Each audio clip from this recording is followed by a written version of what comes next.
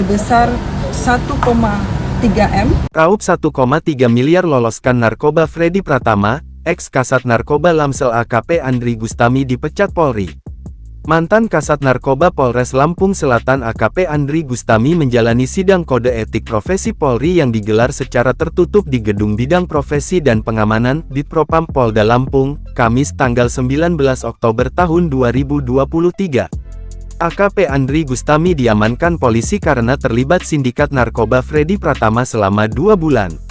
Terungkap fakta mencengangkan, perwira Polri menerima uang 1,3 miliar rupiah untuk memuluskan penyelundupan narkoba di Pelabuhan Bakauheni. Dalam persidangan terungkap fakta bahwa AKP AG menerima aliran dana sebesar 1,3 M dari jaringan gelap peredaran narkotika Freddy Pratama. Uang tersebut digunakan oleh AKP Andri Gustami untuk keperluan pribadinya. Umi menambahkan, aliran dana uang narkoba ini akan diungkap selengkapnya pada sidang pidana di PN Tanjung Karang sebagaimana sangkaan pencucian uang. Umi mengatakan dalam sidang yang dipimpin oleh Kombes Budiman Sulaksono itu menghadirkan 9 orang saksi. Sebanyak 9 saksi, di mana 5 orang saksi dari eksternal Polri dan 4 orang saksi dari internal Polri. Majelis Etik akhirnya menyatakan AKP Andri terbukti melanggar sejumlah kode etik atas perbuatannya itu. Perilaku pelanggar dinyatakan sebagai perbuatan tercela.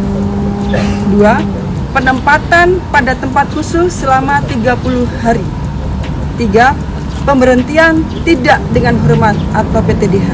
Majelis Etik menyatakan, AKP Andri telah melanggar pasal 13 ayat 1 PP Nokor 1 tahun 2003 tentang pemberhentian anggota Polri junto pasal 5 ayat 1 huruf B.